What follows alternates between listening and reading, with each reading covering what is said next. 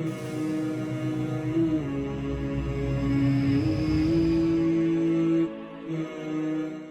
dear brothers, elders, I welcome you again with the Islamic greetings. Assalamu alaikum wa rahmatullahi wa barakatuh.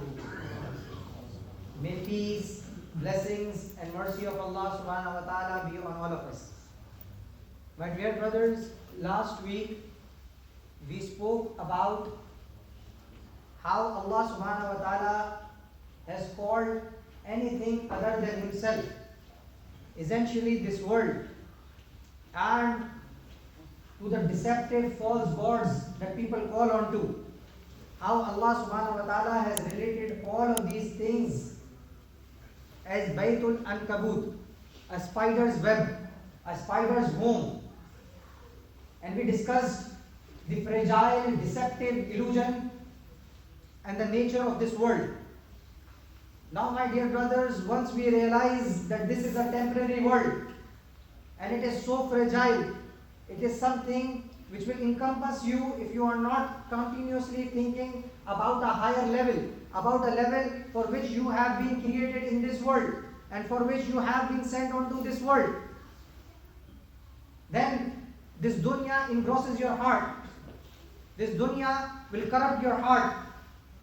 So my dear brothers, today Allah subhanahu wa ta'ala, I am talking about the commandment of Allah subhanahu wa ta'ala, about a rule, about a principle that Allah subhanahu wa ta'ala has revealed in His mighty book, the last and final testament, Quran. And Allah subhanahu wa ta'ala says in Surah Najm, وَأَنَّ لَيْسَ لِلْإِنسَانِ إِلَّا مَا سَعَى, meaning that the man will have nothing except that for which he strives. So a man can only get something for which that person is striving. So this is something that we need to understand, that this is a universal rule. This is a rule that governs all success in this world and in the hereafter as well. So you cannot seek knowledge until and unless you strive for it. You cannot gain this dunya until and unless you strive for it. You cannot gain akhirah until and unless you strive for it. And similarly, you cannot purify or do your own tazkiyah yourself until and unless you strive for it. This is the rule. And this rule applies whether he is a king or a pauper. This rule applies whether a person is a student or he is a learned man. This rule applies whether a person is a believer or whether a person is not a believer. If you are going to strive for something, then Allah subhanahu wa ta'ala will grant you that thing. And if you are not going to strive for that particular thing or the thing will not automatically come onto you. So these words remind us that nothing worthwhile comes to us without an effort. Whether it's our education, whether it's our career, whether it's our marriage, whether it's the relationship with Allah subhanahu wa ta'ala, everything comes with an effort. So this is the law of life, that if we do an effort, then and only we will be successful. A bird, it does not find its food without flying. Similarly, the rain does not fall without the clouds forming, without the winds blowing, and without the atmosphere moving. Yet, we humans, we call ourselves as the intelligent creation. Yes, we are ashraful makhluqat. We want results without any effort. We want success without any patience, and we want Jannah without any sacrifice. My dear brothers, if we want Jannah, if we want our final abode, if we want to be successful in this world and in the hereafter as well, we need to strive for it. We need to struggle for it. So Allah subhanahu wa ta'ala mentions about this, that the person will only get what he strives for. A modern example would be that look at the world of today. Look at our homes. Look at our blessings that Allah subhanahu wa ta'ala has given us. These blessings and this life, this was not available even to our ancestors, even to the kings of the world. They did not have these luxuries, what luxuries we are enjoying today. If I want to move from here to Makkah or Medina, it could be, I just have to go to the airport, buy the ticket and just travel. In 5-7 hours, 8 hours, I will be there in Makkah and Medina. Allah subhanahu wa ta'ala made this travel easy for us. Similarly, in the olden times, if a king had to move, he had to plan months before. He has to plan all his caravan. And then he was able to move from one place to another place. Similarly, we have fridge, we have air condition, we have things that were not available to the kings of olden times. So humanity has reached a level of advancements. But the humanity itself has gone down. The humanity itself is not able to work. Look at the humanity that was there 10 years ago. And with all these science and technology advancements, have the humanity gone up or gone down? This is something that we need to be careful about. This is something that we need to strive about. So we live in a comfort of unimaginable things. Clean water which comes after opening the tap. In the winter, we have the warmth. In summers, we have the AC. So Allah subhanahu wa ta'ala has given us all these blessings. But these blessings, my dear brothers, these blessings have also come with an effort. And this is an effort of human research and patience. If human beings in this world can achieve things of such greatness with effort, then imagine how much potential there is to reach towards Allah subhanahu wa ta'ala, to develop our relationship with Allah subhanahu wa ta'ala with the effort. So my dear brothers, if an effort on sand can make, Silicon Valley, they call it Silicon Valley in California, where they make the microchips for the computers, which is essential for every cell phone and everything. If the effort on sand, if an effort on dust, it can produce a chip, a microchip that is so powerful. Imagine how much we can get if we put an effort on our heart. So the problem of our generation is that today, sometimes many of us want instant results.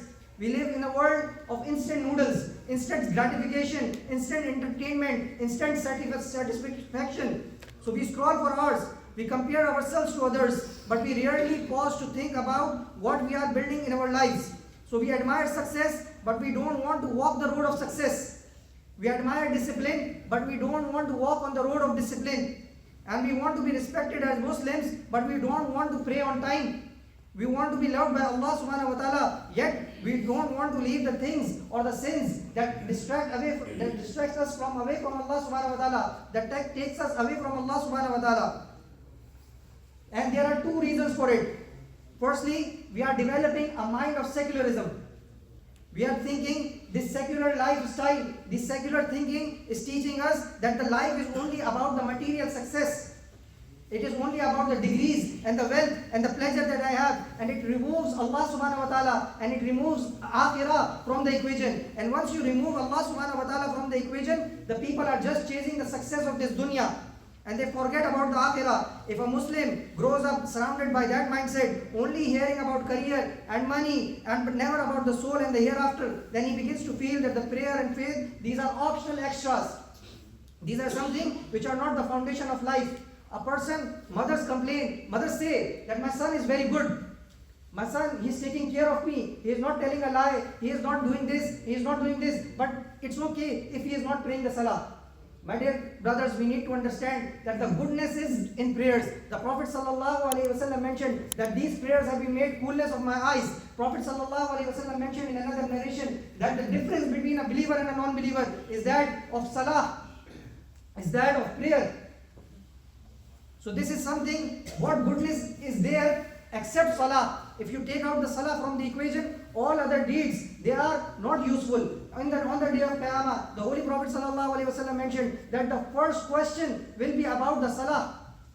Imagine a person gets puberty at 15 years of age and he dies at the age of 60. Allah subhanahu wa ta'ala, the first question Allah subhanahu wa ta'ala will ask you that those 45 years, 60 minus 15, 45 years, multiply by 5 days salah. How many salah have you performed?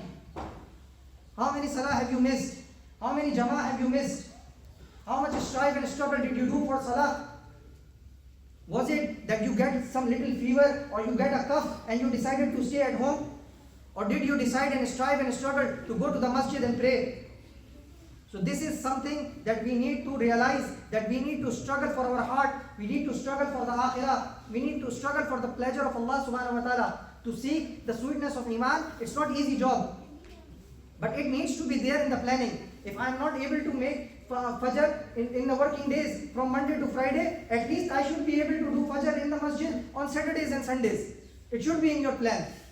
If I am not able to do Quran in the days, in the evenings, where it's family time, at least on the weekends I need to spend some time, and then gradually you start increasing your azkar. So this is something. Another thing which takes us away from Allah subhanahu wa ta'ala is the deception of shaitan. That when shaitan, it cannot make you stop believing, he tries to make you lazy. He whispers, don't worry, Allah subhanahu wa ta'ala is merciful, you will be fine, this is between you and Allah subhanahu wa ta'ala. Yes, Allah subhanahu wa ta'ala is most merciful, but Allah subhanahu wa ta'ala is also, Allah subhanahu wa ta'ala also does adl. Allah subhanahu wa ta'ala, His mercy is for who seeks it. And then Allah, just as we know that Allah subhanahu wa ta'ala is Ar-Razzaq, but just as we do not sleep down or just we go out for work, similarly Allah subhanahu wa ta'ala is Ar-Rahman, but we need to seek His rahmah. So this is something, my dear brothers, for which we need to struggle and we need to strive for. Allah subhanahu wa ta'ala says in the Holy Quran, O my servants who have transgressed against themselves, do not despair of the mercy of Allah subhanahu wa ta'ala. For every sinner, this is the verse. If you are hopeless, Allah subhanahu wa ta'ala mentioned this verse, قُلْ يَا عِبَادِيَ الَّذِينَ أَسْرَفُوا عَلَىٰ أَنفُسِهِمْ لَا تَقْنَطُوا مِنْ رَحْمَةِ اللَّهِ. That He still calls you, even though you are sinning, Allah subhanahu wa ta'ala still calls you my servant and you still belong to Him. So my dear brothers, a true path and the path of Tawbah, my dear brothers, it's not just a word, it's a kafiyat of the dil, it's a feeling of the heart. Today we ask Allah subhanahu wa ta'ala for forgiveness. May Allah subhanahu wa ta'ala forgive our sins. May Allah subhanahu wa ta'ala grant us ability to make a schedule of striving and struggling towards Him. May Allah subhanahu wa ta'ala grant us ability to make a schedule that we strive and struggle and clean our heart. May Allah subhanahu wa ta'ala give us tawfiq to make sincere dua towards Allah subhanahu wa ta'ala. May Allah subhanahu wa ta'ala give us tawfiq to make small consistent efforts, whether it be 2 rakat salah, but it should be throughout the life, 2 rakats of qiyam each night. May Allah subhanahu wa ta'ala give us tawfiq. May Allah subhanahu wa ta'ala give us the tawfiq of enjoining good people and forbidding evil. May Allah subhanahu wa ta'ala give us patience.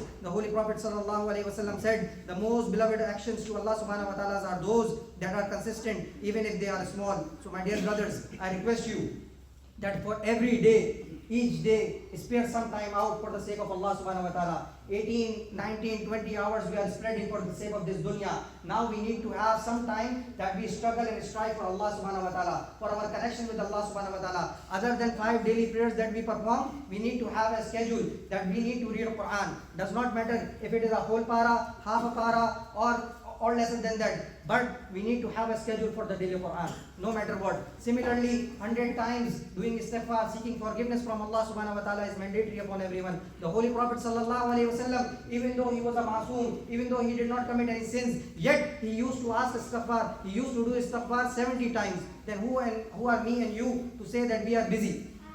We cannot do istighfar, we cannot make istighfar. Similarly, the least haqq of Prophet Muhammad sallallahu alaihi wasallam over us is to send salutations upon Prophet Muhammad sallallahu alaihi wasallam. My dear brothers, you start doing these things and you start adding nawafil prayers and nawafil amal along with your clear ma'amalat. Inshallah, I hope and I ask Allah subhanahu wa ta'ala, I beg Allah subhanahu wa ta'ala that Allah subhanahu wa ta'ala grant you the sweetness of iman. Ameen wa akhiru da'wana alhamdulillahi rabbil alameen. Alhamdulillah.